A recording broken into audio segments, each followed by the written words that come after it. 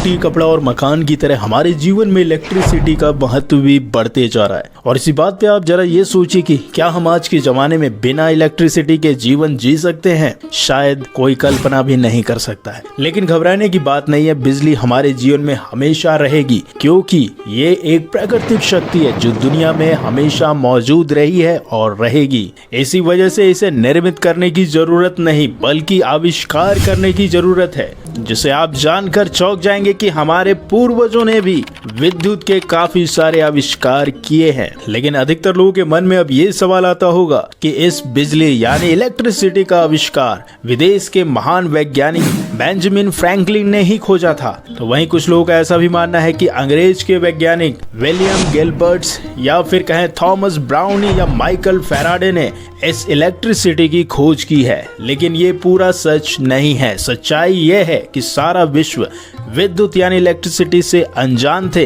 तब हजारों साल पहले हमारे भारत के महान ऋषि मुनियों में से एक महर्षि अगस्त्य, जिनका जिक्र रामायण महाभारत में भी होता है, उन्होंने विद्युत का आविष्कार कर दिया था, जिसके बारे में ऋषि अगस्त्य ने अपनी अगस्त्य संहिता नामक ग्रंथ में लिखा भी है। और ये ग्रंथ आज भी उज्जैन के प्रिंस लाइब्रेरी में सुरक्षित रखा गया है। और हैरानी की बात तो यह है कि इस आश्चर्यजनक ग्रंथ में विद्युत यानी इलेक्ट्रिसिटी कैसे पैदा होती है उसके बारे में पूरा फॉर्मूला भी लिखा गया है। वो पूरा संस्कृत में है। और इस संस्कृत श्लोक का मतलब ये हुआ कि एक मिट्टी का पात्र ले, उसमें ताम्र पट्टिका यानी कॉपर की शीट डालें, उसके बाद शिखा ग्रीवा यानी जिसे कॉपर सल्फेट कहते हैं उसको डालना है, फिर बीच में गीली कास्ट पांसु यानी वेट सॉल्ट डस्ट लगाएं और उसके ऊपर पारा यानी मरकरी तथा दस्तलोस्ट यानी जिंक डाल दें, फिर तारों को मिलाएं तो उसमें से मित्रा वरुण शक्ति यानी इलेक्ट्रिसिटी का उदय यानी इलेक्ट्रिसिटी उत्पन्न होगी। और तो और इस अगस्त्य संहिता में विद्युत का उपयोग करने के लिए इलेक्ट्रोप्लेटिंग यानी इलेक्ट्रिसिटी को स्टोर करने के लिए बैटरी का भी आविष्कार कर दिया गया था, जिसे आज के आधुनिक वैज्ञानिकों ने परीक्षण करके एकदम सही पाया। और तो और इसके अलावा अगस्त्य मुनि ने गुब्बारों को आकाश में उड़ने और विमान को संचालित करने की तकनीक का भी उल्लेख किया हुआ है अपने इस ग्रंथ में।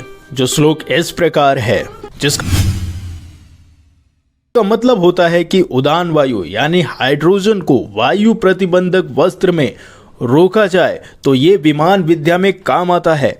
यानी वस्त्र में हाइड्रोजन पक्का बांध दिया जाए तो उसे आकाश में उड़ाया जा सकता है। और ये सारे एक्सपेरिमेंट उस जमाने में किए गए थे जब आज के जमाने में कहा जाता है कि भारत विज्ञान के बारे में कुछ ज्यादा जानता ही नहीं है। तब उस जमाने में जो हमारे महर्षि थे वो अध्यात्म के साथ साथ विज्ञान को भी सर्वोपरि माना करते थे और हमेशा मनुष्यों के विकास के लिए नए नए खोज भी किया करते थे। और इन्हीं ऋषियों ने आसमान में उड़ने वाले गुब्बारे, जिसे पैराशूट या वायुयान या अंतरिक्ष यान जिसे कहा जाता है, वो भी इन्होंने बनाए थे। और यही नहीं, प्राचीन काल में महर्षि अगस्त्य के इन्हीं इलेक्ट्रिक बैटरी के जरिए तुलसी के पत्तों से चार्ज किए पानी का इलेक्ट्रोसिस करके मेडिकल ओजोन भी बनाया गया था। लेकिन दुखद की बात यह है कि हमारे प्राचीन भारत में किए गए ये तमाम आविष्कारों को विदेशी वैज्ञानिकों ने अपने नाम पर पेटेंट करवा लिया। यानी अगर सही मामले में देखा जाए तो हमारे प्राचीन ग्रंथ हमारी भारत की संस्कृति के साथ साथ गौरवशाली वैज्ञानिक तथ्यों को भी दर्शाते हैं। और आज भी ऐसे ऐसे ग्रंथ मौजूद हैं जो विज्ञान से रिलेटेड हैं, जिनको काफी विदेशी वैज्ञानिकों ने पढ़ के और उस पर रिसर्च करके नए नए आविष्कार किए हैं, जिसको बाद में खुद उनके द्वारा पेटेंट करा दिया जाता है। और बाद में भारतीयों को ये कहा जाता है कि यह आविष्कार उनके द्वारा किया गया है। और ऐसा ही कुछ विशेषज्ञों के अनुसार कहा जाता है कि इसी अगस्त्य संहिता को पढ़कर एडिसन ने भी बल्ब का आविष्कार किया था, जिसे आज के समय में जितने भी क्रांतिकारी पढ़े लिखे लोग हैं वो इसको नहीं मानेंगे। खैर, आप माने या ना माने, लेकिन जो प्राचीन भारत या कहें एंशिएंट टाइम के इंडिया की जो हिस्ट्री रही है वो आज के समय से पूरे विश्व में नंबर 1 बनी रही है। चाहे वो आर्किटेक्ट के मामले में हो, चाहे सबसे विकसित सभ्यता के मामले में ही क्यों ना हो, भारत प्राचीन समय में सारे विश्व का गुरु रहा है। और विज्ञान के क्षेत्र में भी भारत कभी भी पीछे नहीं रहा है। तो अगर आपको ये जानकारी अच्छी लगी तो इस वीडियो को लाइक करें, अधिकतर लोगों के साथ शेयर करें। फिर मिलते हैं किसी नए वीडियो के साथ, तब तक के लिए नमस्कार।